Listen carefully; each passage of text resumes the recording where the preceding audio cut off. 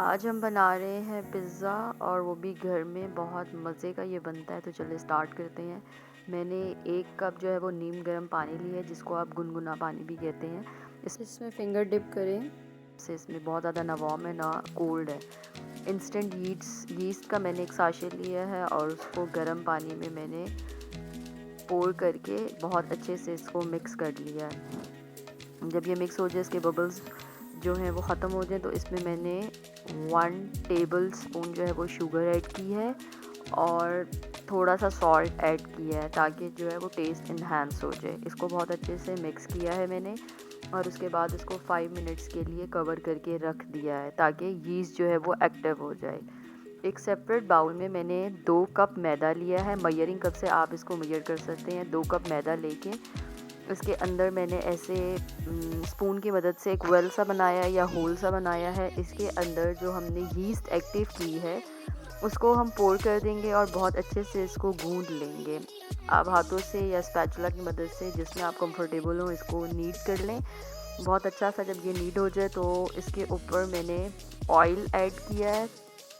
हाथों पे ही आप ऑयल लगा लें और उसी से इसको दोबारा गूंद लें, तो ऑयल जो है वो अंदर तक चला जाएगा। मैंने मस्टर्ड ऑयल यूज़ किया है, आप जो भी घर में ऑयल यूज़ करते हैं नॉर्मल, वो यूज़ कर लें। इसके बाद इसको बिल्कुल रैप करके मैंने सेट असाइड कर दिया है 2 आवर्स के लिए।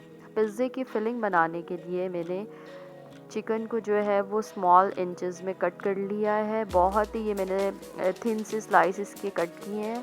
इसको पैन में सौते करेंगे। इसमें जो है आप नमक ऐड करें, काली मिर्च ऐड करें, सॉसेस अगर आप यूज़ करना चाहते हैं तो वो यूज़ कर सकते हैं आप। मैंने इसमें चिली सॉस और सोया सॉस दोनों 1-1 टेबल स्पून ऐड किया है।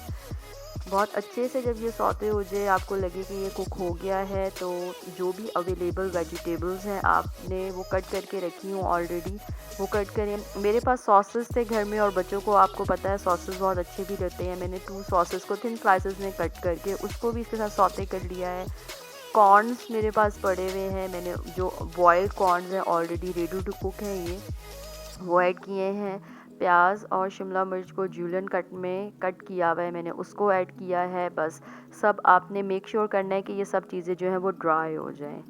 आफ्टर 2 आवर्स मैंने अपने डो जो प्रिपेयर की है, जब उसको अनरैप किया और उसको पंच किया, तो ये बहुत ही अच्छी, आपको अभी लुक से ही पता लग रही है कि ये बहुत अच्छी राइज़ हुई हुई है, ये डबल हो गई है अपने।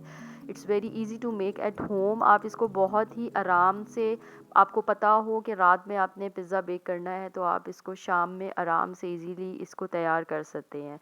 बस एक इसकी राउंड सी बॉल बना लिया, उसको मैंने हाफ़ कट कर लिया है। मेरे पास ओवन की जो ट्रे है वो स्क्वायर है, तो इट्स अप टू यू, आप बेशक राउंड में बना लें। मैं स्क्वायर में कंफर्टेबल हूँ। सबसे नीचे आपने देखा है मैंने इस पे सूजी स्प्रेड की है, हल्की सी मैंने सूजी जो है वो स्प्रेड की है, ताकि बिल्कुल पिज़्ज़ा इसके साथ स्टिक ना हो।